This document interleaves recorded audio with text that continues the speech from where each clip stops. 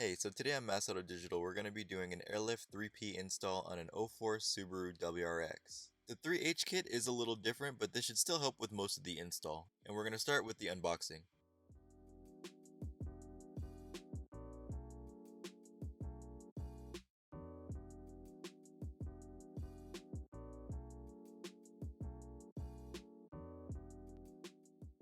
Overall, I was pretty satisfied with the packaging, and in this specific box we have the instructions, the hardware, and the rear bags.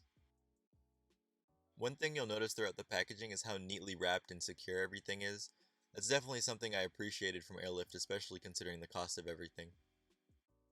Again, this is the rear strut and it definitely looks way better than what it's replacing now. These here are the extended dampening adjustment knobs. This is the hose that's going to connect to the bottom of the strut itself.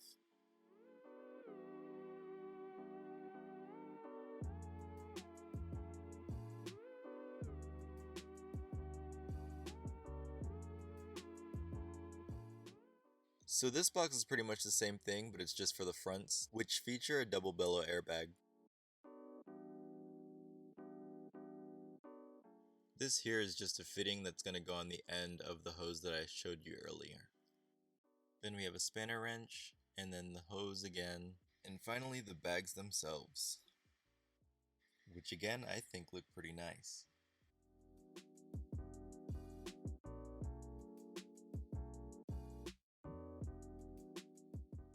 So I bought this kit through Bag Riders, and when I put it together, I opted to get a Viair 444C compressor.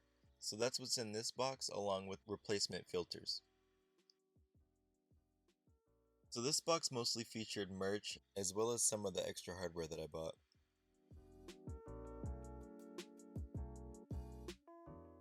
This bag here has Teflon tape as well as hardware for your air tank.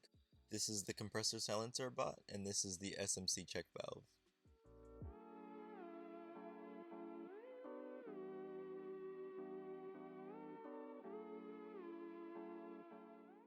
So this is the box to the management and the harness.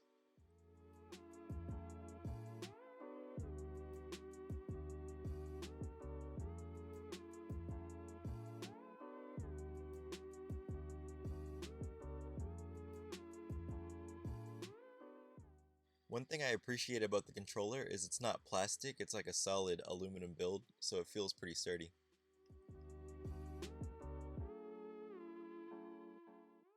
In this box we have some of the wiring that we'll be using later on.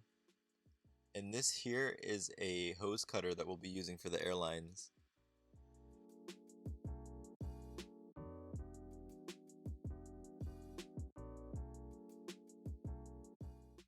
So this here is the manifold. This is basically the brains of your kit. This is what's going to control the pressure and all your bags and everything like that.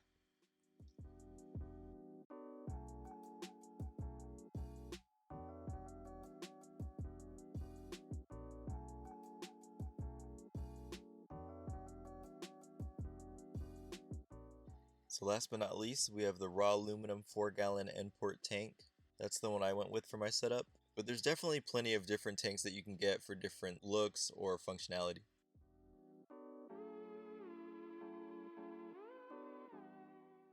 So here we have the airlines and the harness, and some more hardware that we'll be using later on.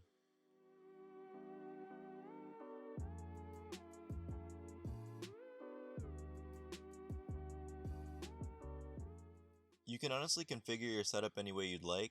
Some people set up their compressor and tanks in different ways, but as far as the way I did it, you'll see later in the video. With this specific tank, I suggest mounting it the way that it's placed now. Some people mount it in other ways, but that setup becomes less efficient when it comes time to purge condensation out of the tank, which according to Airlift you should do around once a month or more, depending on the climate that you live in. As far as the compressor, you can put it pretty much anywhere you want, just make sure to note that it does get pretty hot sometimes, so that could lead to premature wear if it's not in a well ventilated area. So to finally kick off the install, I started by disassembling the rear seats. I did this so that I could have easier access when it came time to run all my wires and things like that. These are all 12mm and they're all pretty easy to access for the most part.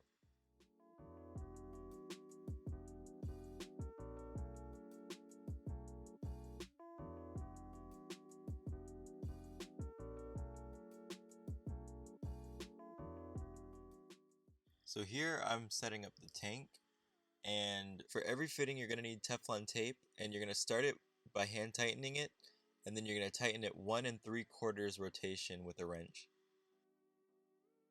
So for the most part, you can set up your tank any way you'd like. It doesn't matter which side you do this on. It's all personal preference.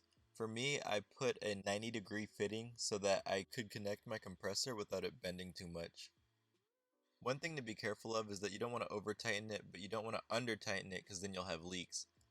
Ironically, I actually did have a couple leaks in the fittings that you're looking at, but after doing a soapy water test, I found them and tightening it was all I needed to get rid of them, and I haven't had a problem since. For whichever holes you don't use in your tank, you're going to want to plug them with the extra bolts that come in your kit. And again, you're going to wrap the threads a few times in Teflon tape. On the bottom is where you're going to put the elbow that connects to your release valve, and that's what you'll use to purge the tank of any condensation. This last fitting here is actually where I connected my water trap. Some people put their water trap at the end of the tank, and some people put it between the compressor and the tank, but I personally just put one on the end of the tank and I felt like that was enough. So going back to the car, this is where I decided to start my wiring. I basically started in the trunk and then I worked my way forward. My goal was to ultimately hide the wiring as much as possible.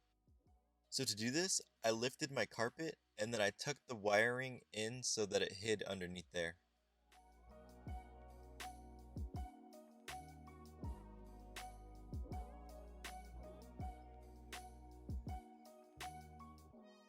So the black and red wire is what's going to connect to the battery, and that's going to provide power to your manifold. There's a grommet right behind the clutch, and that's what I use to get through the firewall. So to reach those cables that you just pushed through, you're going to need a 10mm socket, and you're going to want to take off your windshield washer container.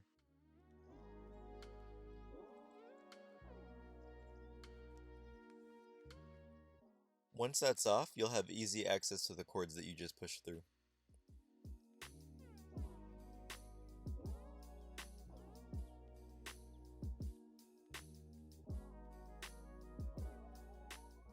So for the black wire, I connected a ring terminal to it, and then I basically sandwiched it in between the bolt and the terminal.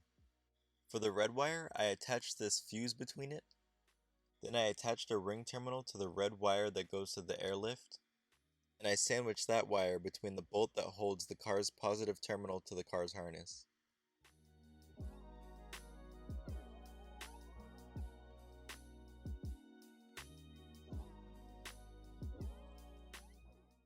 At this point, you're almost done at the front of the car. The last thing you'll do up here is connect the pink wire to an ignition fuse. I also ran this under the carpet, and then I took the lower portion of the dash apart so I could run the pink wire behind it and then into the ignition fuse. Before you do that, you have to add one more fuse, and that's the black one that comes with the kit.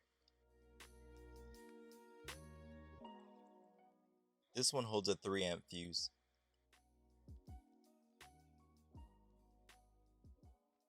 The kit comes with a fuse tap, and that's what you're going to use to connect the pink wire to the ignition fuse.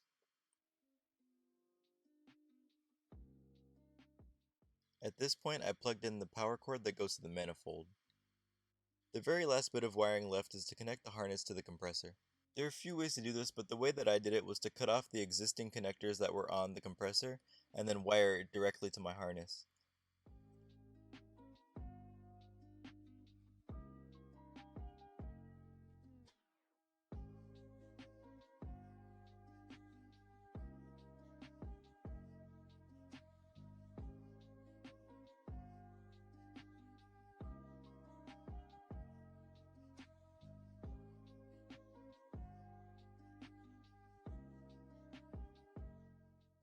This wire here is the USB cable that goes to the controller.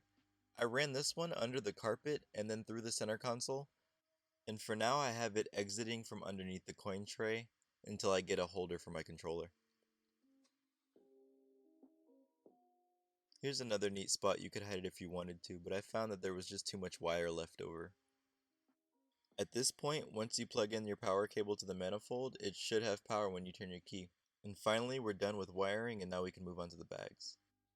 At this point for me, WD-40 came in pretty handy. I sprayed everything down and let it sit for a little bit, and then I went to removing all the bolts.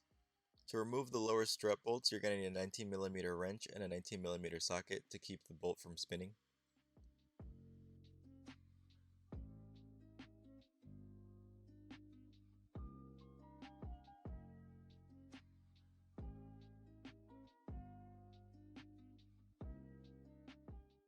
As a tip, I left these two bolts in so that the strut wouldn't fall when I removed the top bolts.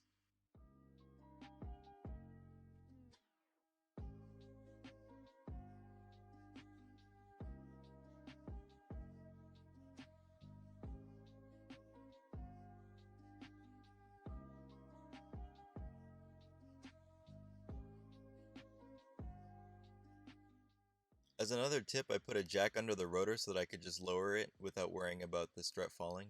And be careful when removing the strut so that you don't damage your brake lines.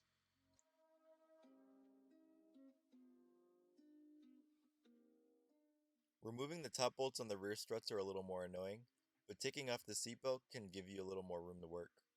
An extension and a flex head socket makes it a little bit easier as well.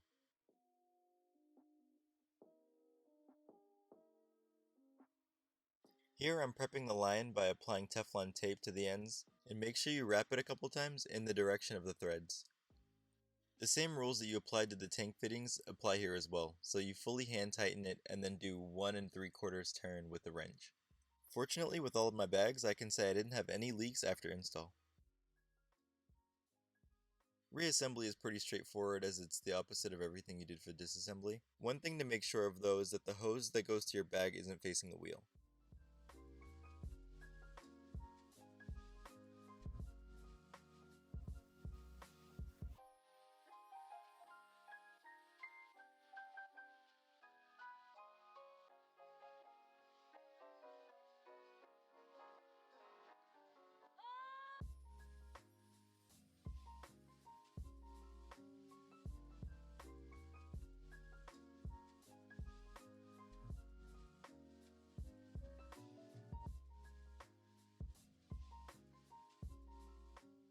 Before we put the push to connect fitting on this, we're just going to wrap it in Teflon tape as you might have guessed.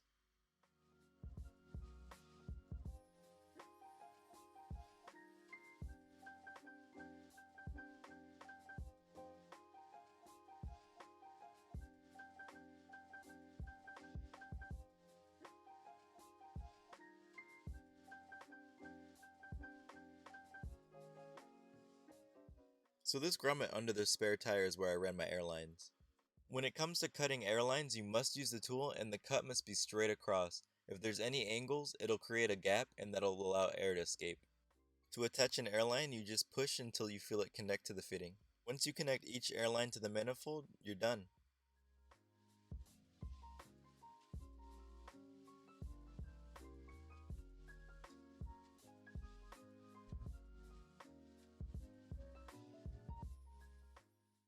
Ultimately, I really like the 3-piece platform.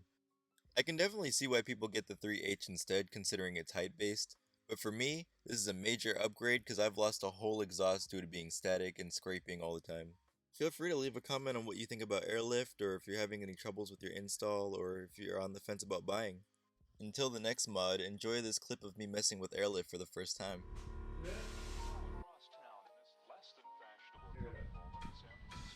Yes, right.